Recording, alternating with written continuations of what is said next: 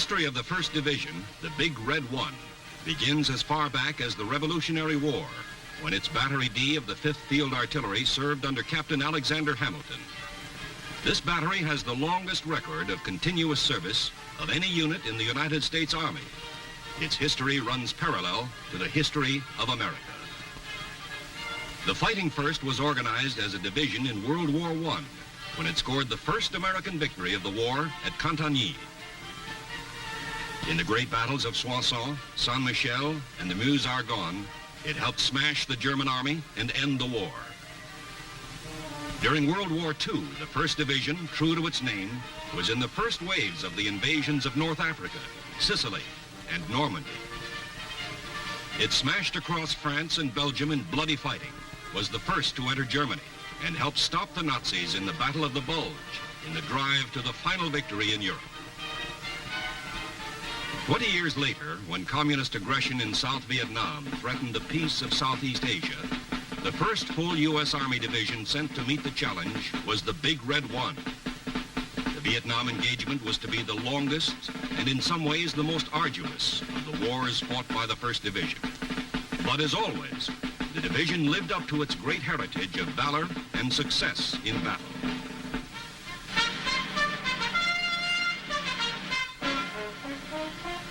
The arrival of the first Big Red One troops in Vietnam in July 1965 was very quiet and efficient.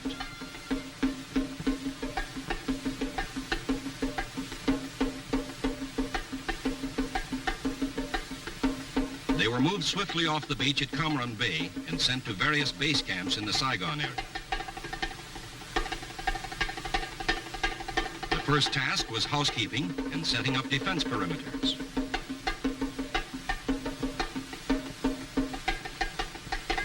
Then patrols, not only to clear the area around the base camps, but also to harden the men to the difficult climate and terrain. In all the varied combat history of the 1st Division, it had never fought in the soggy, humid climate of the tropics, or in the tall grass or thickets of the jungle, or in its rivers and swamps. The foot soldiers were inducted into airmobile patrols. There was contact with the enemy, so that they learned something about his guerrilla tactics. But there was no big action until November. By that time, over 14,000 1st Division men were in Vietnam. Their area of operations was to be a vast portion of central South Vietnam, from the Cambodian border to the South China Sea. Division headquarters was set up 20 miles north of Saigon at Nha An, under Major General Jonathan O. Seaman, first of the 5 commanding generals the Big Red One was to have in Vietnam. The first of the dozens of major battles the division would fight in Vietnam took place at the tiny village of Ap Bao Bang, north of Lai Khe on Highway 13. On a sweep along Highway 13, several units of the 1st were hit by a reinforced Viet Cong regiment. 3 enemy frontal assaults were thrown back by intense small arms fire plus automatic weapons. The 4th and heaviest Viet Cong assault was stopped by 105s, firing at close range.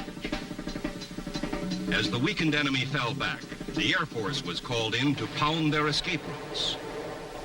In its first engagement in jungle warfare, the men of the Big Red One fought like veterans. There were casualties, but the Viet Cong left 198 dead on the battlefield. It was more than just a victory for the tired infantrymen. It was proof they could defeat a hard-fighting enemy on his own terrain. A few days later, on November 20th, another road convoy turned the tables on a would-be Viet Cong ambush near Trung Loy. The convoy immediately set up a defense perimeter and returned fire. When a gunship drove the enemy from cover, heavy ground fire, especially by the mortar platoon, smashed the trap. The victory at Trung Loy was followed early in December by the biggest and most successful battle of the year. This was Ap Nha Ma, northwest of 3rd Brigade headquarters at Lai Khe. A task force was searching the countryside, eliminating Viet Cong bases, blowing up bunkers and underground factories. When they ran head-on into a fortified base camp defended by 4 battalions of the enemy. A violent firefight broke out immediately. A radio call for fire support brought in deadly concentrations of howitzer fire and repeated tactical airstrikes.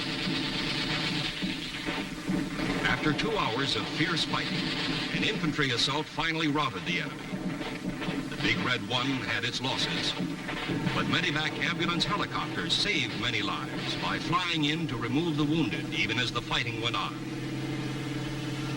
Patrols grew larger and longer as the division increased its pressure on the elusive enemy. Even so, there was time for mercy missions to the South Vietnamese. Civic action, medical supplies, skilled help, and friendliness to villagers and their children. The beginning of 1966 saw an upsurge of activity by the battle-hardened 1st Division, with armor playing an increasing role in campaigns like Operation Crimp and Rolling Stone, and fierce engagements like those at Tan Binh and Lo Cai, where 1st Division soldiers proved at devastating cost to the enemy that they were masters of the jungle ambush. It was at Lo Cai that the division won its first Medal of Honor in Vietnam in the person of 1st Lieutenant Robert J. Hibbs, whose 15-man patrol chopped up 2 Viet Cong companies. Lieutenant Hibbs was killed when he attacked an enemy machine gun to cover the rescue of one of his wounded soldiers. Under a new commanding general, Major General William E. Depew, who took command in March, the Big Red One lashed out at the enemy in ground drives and air assaults by helicopter. The campaigns were continuous as task forces struck hard throughout the spring, summer, and fall of 1966 in the humid jungle, on dusty roads,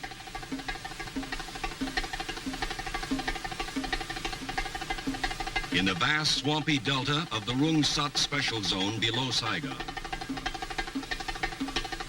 Battle followed battle as sudden, swift probes took the Viet Cong by surprise. Search and clear teams swept through his sanctuaries and hiding places. Armored road marches baited the enemy into would-be ambush traps, then turned the tables with devastating effect. Vast quantities of supplies and weapons were captured as dozens of VC base camps were overrun. The toll of enemy dead and wounded rose. Operation Attleboro alone accounted for over 1,000 North Vietnamese and VC killed. Communist plans for taking the offensive were completely disrupted. By the end of 1966, the men of the Big Red One were experts in the revolutionary new tactics of air-mobile operations, which rushed troops to the battlefield with unprecedented speed and mobility. Division cannoneers set new records for the speed, volume, and accuracy of supporting fires. Coordination with aerial support, either by gunships firing rockets or jet fighter bombers, became a highly polished art. Of great benefit were the lessons learned in how to fight the guerrilla and ambush tactics of the enemy. The Battle of the Minh Thanh Road was a striking example. After very careful planning, a powerful armored column from the 1st Brigade was sent on a road reconnaissance in order to lure the 272nd Regiment of the crack Viet Cong 9th Division into battle. As expected, the Viet Cong tried to ambush the column. 3 battalions attacked abreast along the entire 1,200-meter length of the convoy. The heavily armed column, ready and waiting, blazed back with everything it had, and it had plenty. While the army held its blocking positions on the road, helicopter-borne infantry was flown in to attack the Viet Cong flanks. Tremendous artillery fire poured in on the numerically superior enemy. Forward air control personnel called in strike after strike, 96 sorties in all. This sustained rain of fire was too much for the Viet Cong. They broke and ran with heavy losses. The Battle of the Minh Thanh Road was a superb example of the combined use of armor and infantry to destroy an enemy ambush. Armor serving as a fixing force to hold the enemy in battle, while infantry battalions maneuvered to hit his rear and flanks.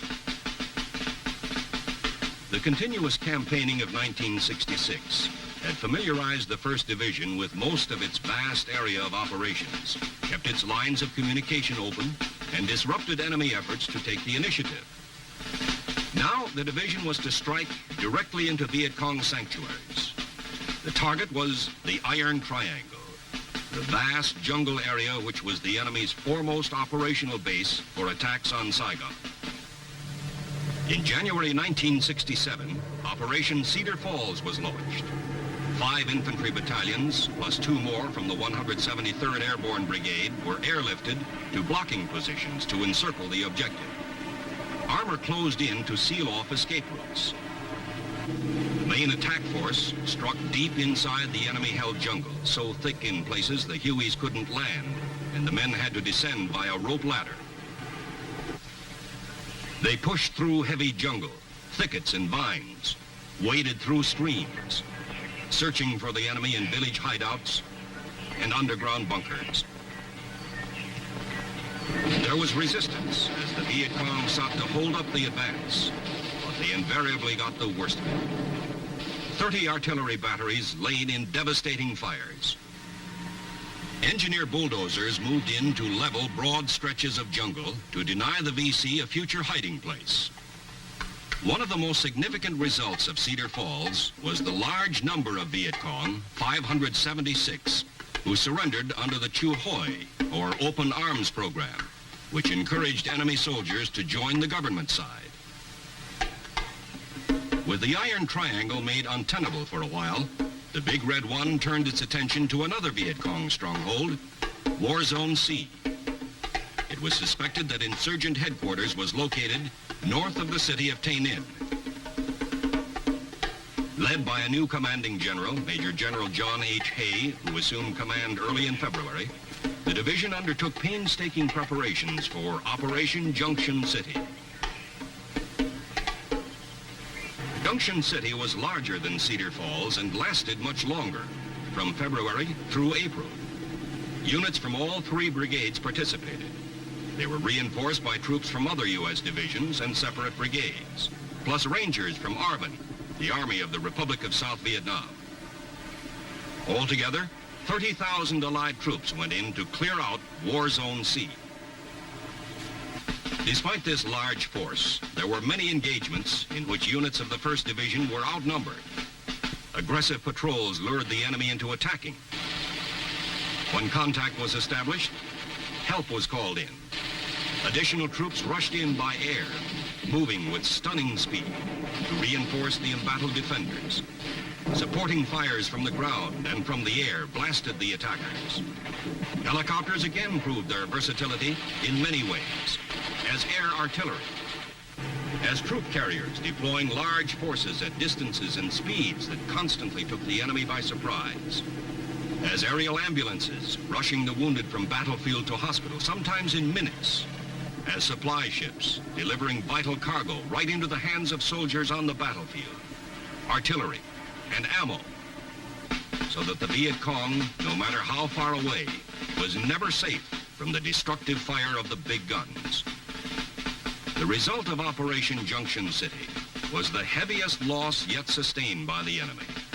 Over 1,800 dead, and the veteran 9th Viet Cong Division completely shattered. The Big Red One, hardly pausing, pressed on with more campaigns through the rest of the spring and summer. In Operations Manhattan and Billings, task forces probed into enemy strongholds in the Michelin Trapezoid area and War Zone D.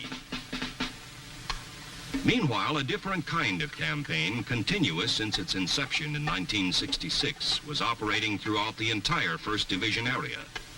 This was the Revolutionary Development Program, carried out jointly by Americans and Vietnamese to win the confidence and goodwill of the Vietnamese people, especially in villages suspected of harboring Viet Cong. The procedure was for a task force to move in unexpectedly and seal off the village. Soldiers swiftly established security by checking for mines and booby traps. Psychological warfare specialists with signs and posters explained their mission. The village was thoroughly searched for evidence of Viet Cong activity and suspects taken into custody. Then supplies were brought in, and the villagers were fed and clothed. MedCap, medical missions, were a vital part of the pacification program, bringing badly needed treatment for a variety of ailments. While the Big Red One carried out its missions of peace and war, it also conducted an immense training program. Many of its veteran soldiers and battle leaders had gone home through the Army's yearly rotation program. Yet, thanks chiefly to mobile training teams of combat experienced personnel, the 20,000 men of the division were at a peak of professionalism when the 1st began Operation Shenandoah II, one of its fiercest campaigns, and to many veterans, the most outstanding in the division's 5 years in Vietnam. Shenandoah II was a series of violent battles at far-flung points on both sides of Highway 13, from Lai Khe north to the area around Loc Ninh, near the Cambodian border. From September into November, the fighting raged through jungles, across rubber plantations, through wooded areas, tall grass, and streams. It was often toe-to-toe slugging with the enemy. Night fighting was common, as North Vietnamese and Viet Cong troops attempted futile assaults on the American NDP's night defensive positions. The Big Red One had the advantage of highly mobile armored support and heavy firepower always on call, and fought alongside the South Vietnamese Army units. The result was inevitable, a smashing series of victories that destroyed numerous enemy bases and fortifications and left over 1,000 of his troops dead. The rest retreated to their sanctuaries again, leaving Highway 13 secure. Of the 8 major battles that made the Shenandoah campaign so memorable, one of the most remarkable was the battle for the airstrip at the town of Loc Ninh. ARVN and Special Forces soldiers came in by air assault to drive out the Viet Cong, who held a small sector of the town. They routed the enemy from bunkers and houses in fierce attacks. The insurgents counterattacked time and again, but were thrown back each time. The fighting raged for days as both sides brought in more forces. The high point, however, was at the airstrip, where 1st Division Artillery had set up a fire base. The Viet Cong attacked across the airstrip in 3 waves, but were stopped by howitzers, firing at point-blank range. There were many heroes in Operation Shenandoah II. It was a fitting tribute that it was the President of the United States who presented the awards for valor in battle. It was a well-earned respite for the Big Red One when Bob Hope and his USO troop arrived to entertain the division at Christmas. The Viet Cong Tet Offensive that opened 1968 did not take the Big Red One by surprise, since some kind of all-out enemy drive was expected. When the attack struck Saigon and the U.S. Embassy was assaulted, troops were rushed to the city. There was hard fighting. South Vietnamese soldiers did their share.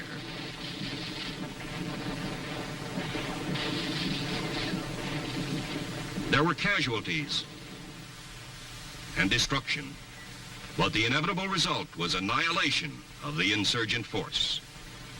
In March, the division resumed its strong offensive tempo under a new leader, Major General Keith L. Ware, famous as a Congressional Medal of Honor winner in World War II.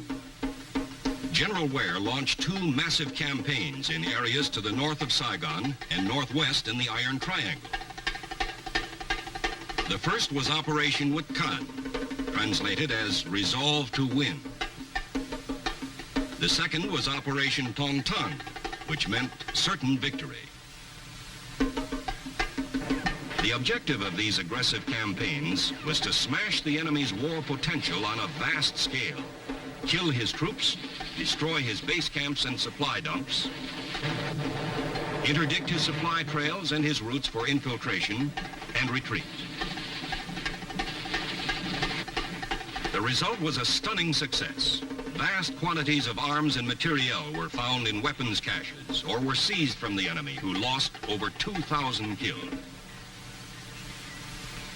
General Ware also initiated Operation Giant Swamp, in which a new tactical concept was applied to the Roam plow, a standard tractor with a special cutting edge for jungle clearing. Hitherto, the Roam plow had been used with great effectiveness to clear large jungle areas used as enemy sanctuaries. In Giant Swath, land-clearing teams used the plow to slice a network of wide trails through 11,000 acres of jungle.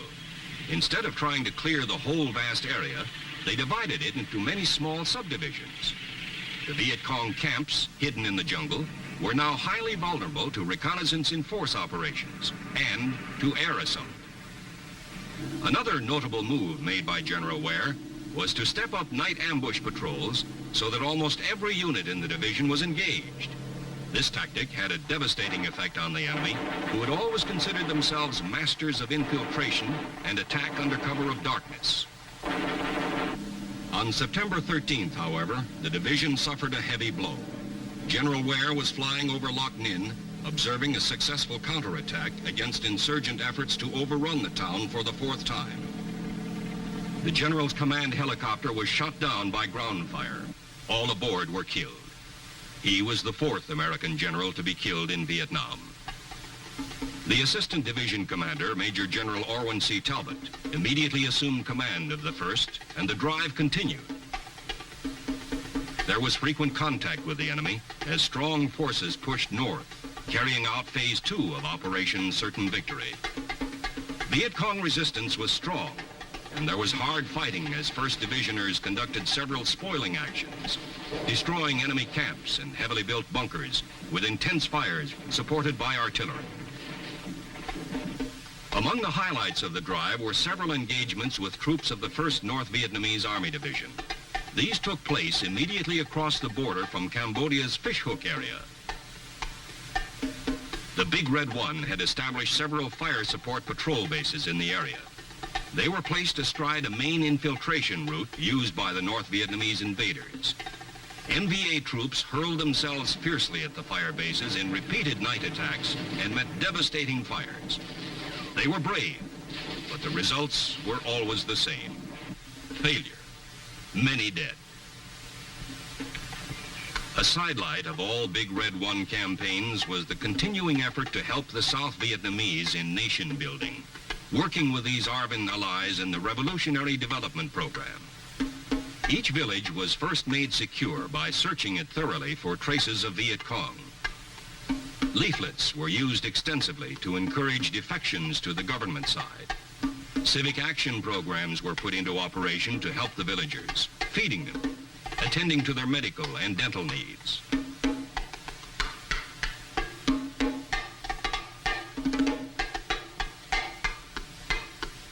Animals as well as humans were carefully ministered to with the hope that the South Vietnamese could help themselves to attain economic self-sufficiency and to strengthen grassroots government.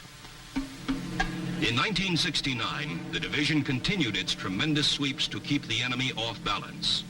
Sometimes it struck from the skies in air-mobile assaults, sometimes on the ground in a fluid shift of tactics. Armor played a powerful supporting role in these drives to cripple the communist winter-spring offensive.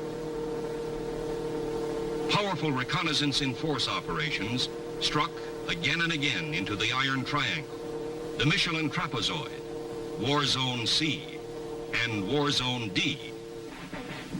Battles by night alternated with fighting by day as Viet Cong and North Vietnamese soldiers resisted desperately. Highly trained scout dogs sniffed out the enemy while spotter planes sought him from the air. Enemy dead littered the battlefields. Captured weapons, like this communist-made AK-47 rifle, were plentiful. It wasn't easy. The terrain was often rugged, and so was the fighting.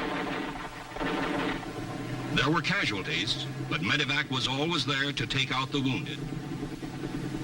Sometimes the enemy attacked recklessly, and sometimes he holed up.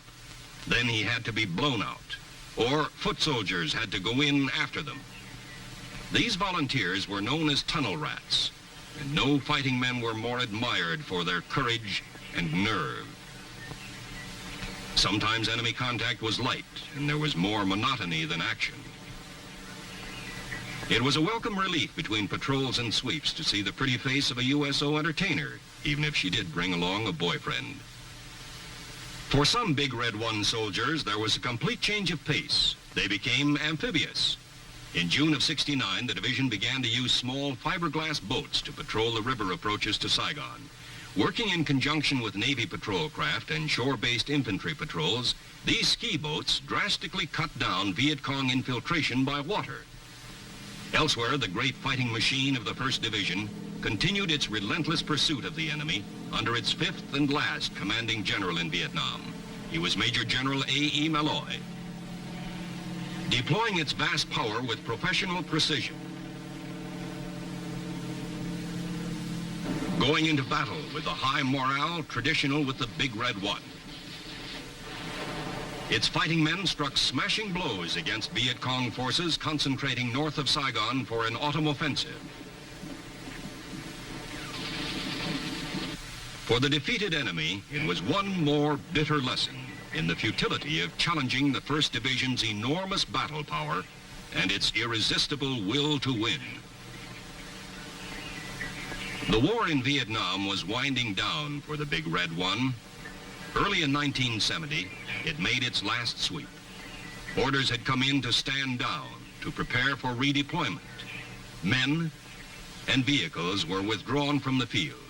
Much of its equipment and facilities were turned over to ARVN forces. The U.S. Army's program of Vietnamization, under which the South Vietnamese Army increasingly shouldered the burden of combat operations, was proving a success. Large contingents of American troops had already gone home. Now, it was the turn of the Big Red One. Early in April, the division left the last of its bases and returned to Fort Riley, Kansas, almost 5 years after it had gone to Vietnam. April 15, 1970 was another milestone in the long, proud history of the 1st Division. In a colorful, heart-stirring ceremony, watched by many thousands, families, relatives, friends, and dignitaries, including the Secretary of Defense, Melvin R. Laird, the 1st Infantry Division was renamed the 1st Infantry Division, mechanized. It had a new commanding general, Major General Robert R. Linville, and it had new troops. Its ranks were filled with the men from another famous fighting outfit, the 24th Infantry Division, which was deactivated. Under its new designation of mechanized, the 1st Division was augmented with additional armor, reflecting the vast increase in firepower and mobility of the modern U.S. Army Infantry Division. The 1st had a new mission, too, to support our commitment to NATO in defense of the free world. New faces, new strength, a new mission, but all of it steeped in a time-honored, hallowed tradition of service to country. And now, after almost 2 centuries of valorous battle deeds, the 1st Division looks ahead, confident that it will carry out its future tasks in the spirit of its motto: no mission too difficult, no sacrifice too great. Duty first.